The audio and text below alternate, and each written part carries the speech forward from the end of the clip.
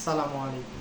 আমি SM consultant থেকে মোহাম্মদ আবুল খায়ের আল মামুন আবারও আপনাদের সামনে অনেকদিন পরে উপস্থিত হলাম। ঈদের ঈদের অনেক আগে একটা ভিডিও ছেড়েছিলাম আমি। যাই হোক, ঈদের অনেক অনেক শুভেচ্ছা।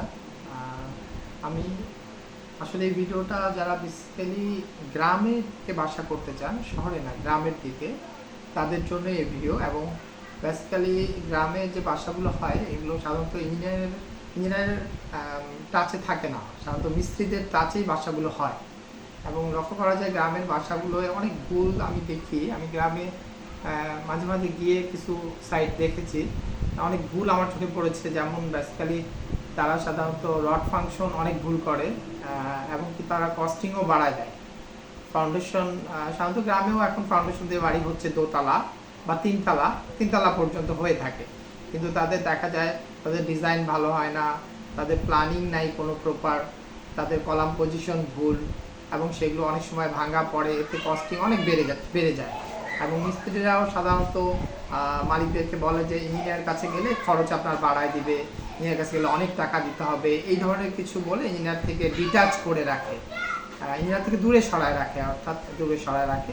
তাই আমি চাচ্ছি যে প্রপার প্ল্যানিং করেই বাসাগুলো হোক, সেটা ছোট বাসা হোক, সেটা গ্রামের বাসা, সেটা টাইলস ছাড়াও হতে পারে, কিন্তু প্রপার প্ল্যানিং করে হলে তাদের খরচ বাঁচবে, তাদের বাসাটা সুন্দর হবে এবং তাদের বাসাটা টেকসই হবে।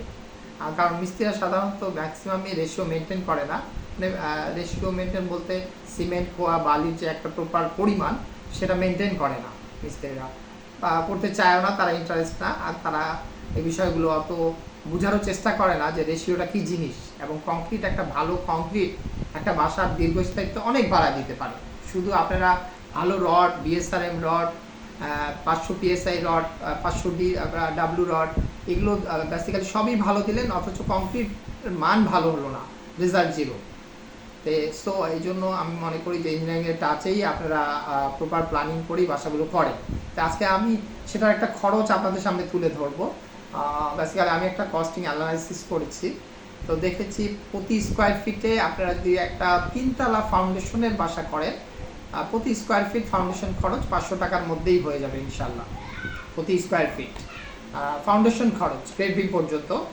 আর বেসিক্যালি আপনারা যদি মনে করেন যে না ফাউন্ডেশনের উপরে ছাদও দিবেন, সেক্ষেত্রে ফাউন্ডেশন বাদ দিয়ে খরচ আস্তে আস্তে প্রায় আপনাদের টাইলস ছাড়া, এটা বলতেছি আমি, টাইলস ছাড়া ফাউন্ডেশন বাদ দিয়ে আপনাদের কলাম, ছাদ এবং গ্রাউন্ড ফ্লোর ঢালাই আস্তে আস্তে 1250 টাকা প্রতি স্কোয়ার ফিট।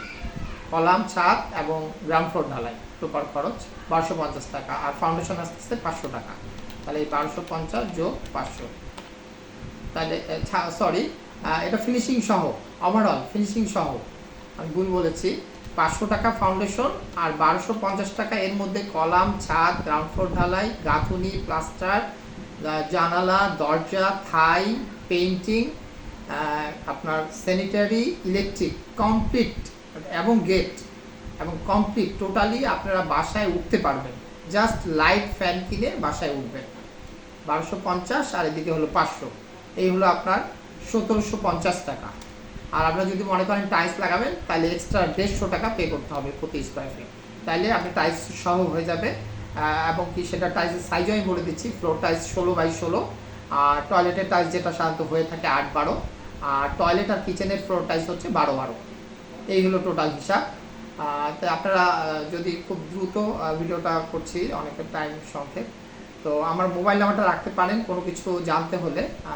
আমার মোবাইল নাম্বার 01718198432। আমার আবারও বলছি 01718198432।